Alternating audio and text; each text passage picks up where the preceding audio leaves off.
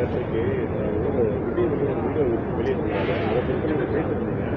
எழுந்தபோது நம்ம வந்து முக்கியமாக என்ன சொல்கிறாங்க வந்து பார்த்தீங்கன்னா, இத்தனை மாவட்டங்களில் நடக்காத ஒரு விஷயம் வந்து கரூரில் நடக்குது அப்படின்னு குறிப்பிடுறாரு. அதே போல் அங்கே இருக்கக்கூடிய மக்கள் என்ன சொல்கிறாங்க வந்து பார்த்தீங்கன்னா, நம்ம செய்தித்தாள்லாம் பார்க்குறோம்.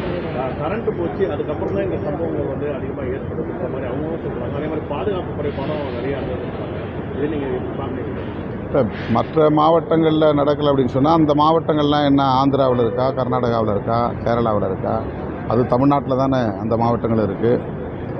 அந்த மாவட்டங்களில் இவர் பேரணி நடத்தும்போது, பரப்புரை மேற்கொள்ளும்போது அதிமுக ஆட்சியில் இருந்ததா, திமுக ஆட்சியில் இருந்ததா? இந்த ஒப்பீடே தவறானது. மற்ற இடங்களில் பாதுகாப்பு தந்த அதே தமிழ்நாடு காவல்துறை தான் கரூரிலும் இருந்தது.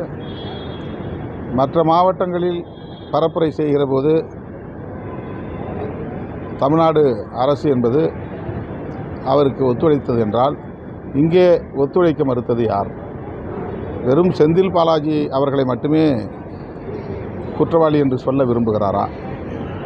அப்படி என்றால் அவர் என்ன வகையான குற்றத்தை செய்தார்? ஆட்களை ஏவினாரா? கல்லெறிந்தாரா? வன்முறையை தூண்டினாரா? அதனால் போலீஸ் லத்திச்சார்ஜ் நடந்து, துப்பாக்கிச்சூடு நடந்து உயிரிழப்பு ஏற்பட்டதா?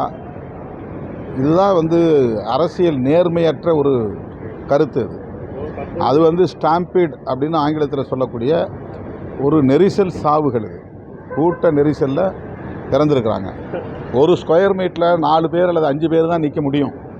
ஆனால் 10 பேர் 15 பேர் நிற்கிற அளவுக்கு கூட்டம் அந்த இடத்துல திரண்டு இருக்கிறாங்க. 10 மணி நேரம் காத்திருக்கிறாங்க. அதனால் ஏற்பட்ட ஒரு தற்காப்பு முயற்சி. நம்ம பிழைச்சா போதும் அப்படின்னு ஒவ்வொருத்தரும் அங்கேருந்து தப்பிக்க முயல்கிறார்கள். அதில் கீழே பேலன்ஸ் பண்ண முடியாமல் விழுந்தவங்க மேலே மற்றவங்களாம் ஏறி மிதித்து ஓடினதுனால ஏற்பட்ட சாவு அப்படிங்கிறது 100 விழுக்காடு கண்கண்ட உண்மை. அதை போய் மறைச்சி அதில் ஒரு சதி இருக்குதுன்னு சொல்கிறதும், உள்நோக்கம் கற்பிப்பதும், திமுக அரசு மீது பழி போடுவதும், இது மிக மிக ஆபத்தான ஒரு அரசியல். அவருக்கே இது நல்லதல்ல. இது அவர் சுயமாக சிந்தித்து சொன்னதாக நான் பார்க்கல. அவர் கூட சுற்றி இருக்கிறவங்க அவரை உசுப்பேற்றி அவருக்கு இந்த மாதிரி இன்புட்ஸ் கொடுத்து இப்படி பேசுங்கன்னு அவருக்கு ஒத்திகை செய்து பேச வைக்கிறார்கள். அவர் என்றைக்கு சுயமாக சிந்தித்து செயல் திட்டங்களை வரையறுக்கிறாரோ அப்போதுதான் அவருக்கு ஒரு நல்ல அரசியல் எதிர்காலம் உருவாகும்.